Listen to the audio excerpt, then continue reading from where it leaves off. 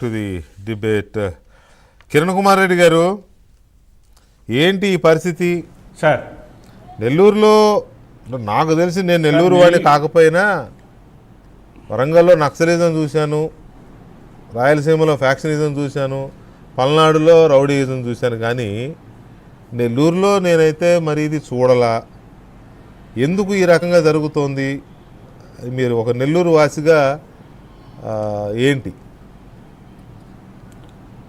ఒక నెల్లూరు వాసిగా ఈరోజు ఈ విధంగా మాట్లాడడానికి నిజంగా సిగ్గుపడుతున్నాం సార్. నెల్లూరు అంటే మీరు చెప్పినట్టుగా రాష్ట్ర వ్యాప్తంగా మంచి భోజనానికో లేదనుకుంటే దైవస్థలాలకో పేరుండేటటువంటి నెల్లూరు జిల్లాని ఈరోజు గత 2-3 సంవత్సరాలుగా మనం చూస్తుంటే ఒక నెల్లూరు జిల్లాలో నెల్లూరు సిటీ పరిధిలో గడిచిన 2 సంవత్సరాలు 30 నుంచి 40 మర్డర్ అటెంప్ట్లు జరిగాయి. అందులో డబుల్ మర్డర్ సెంటర్, ఇద్దరిని కలిపి చంపడం, అది కూడా కేవలం 200 రూపాయలు 300 రూపాయలకి.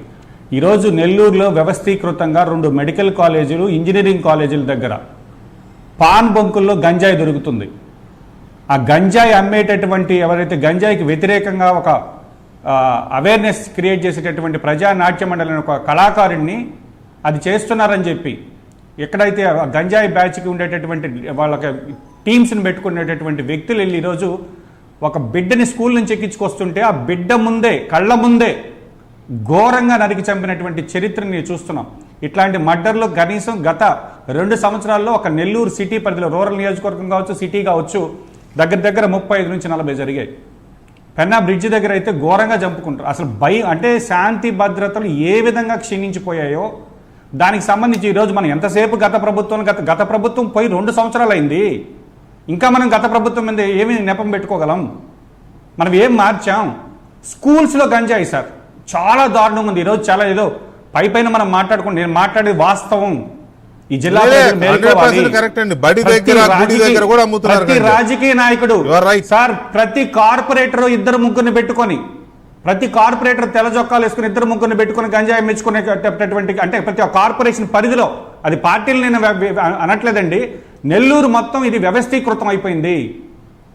దీన్ని కూకటి వేళ్ళ నుంచి ప్రకటించడానికి కొంతమంది వైట్ కాలర్ నేరస్తులు ముందుకు వస్తున్నారు. ఈరోజు సమస్య ఎక్కడి దాకా వెళ్ళిందంటే పోలీసుల మీద. గతంలో చూస్తే డిఎస్పీ గారు టోల్ గేట్ దగ్గర కార్లతో గుద్ది పంపించేశారు.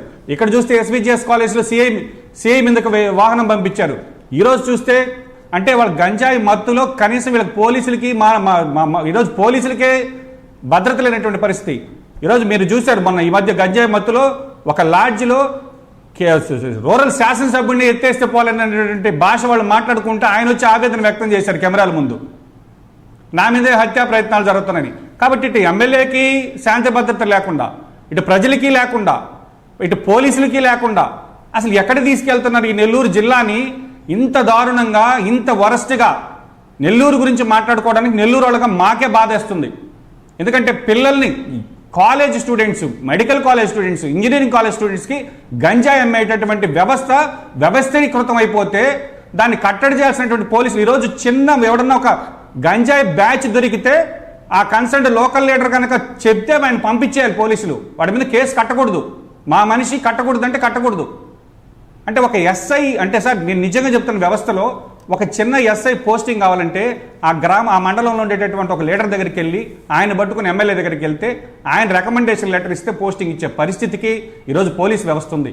కాబట్టి పోలీసులు మనం నిందించడానికి లేదండి.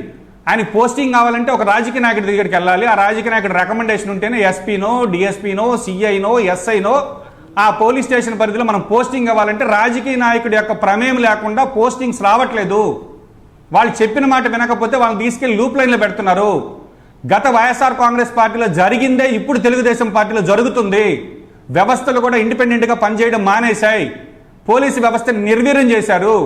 గత ప్రభుత్వంలో జరిగినటువంటి పందాన్ని ఇప్పుడు కొనసాగుతుంది.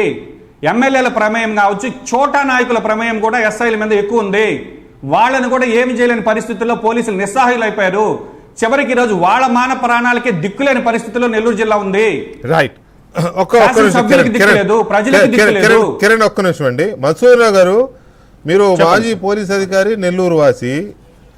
నెల్లూరులో ఈ రకమైన హత్యాకాండ, ఈ పదం పెద్దగా అనిపిస్తుందేమో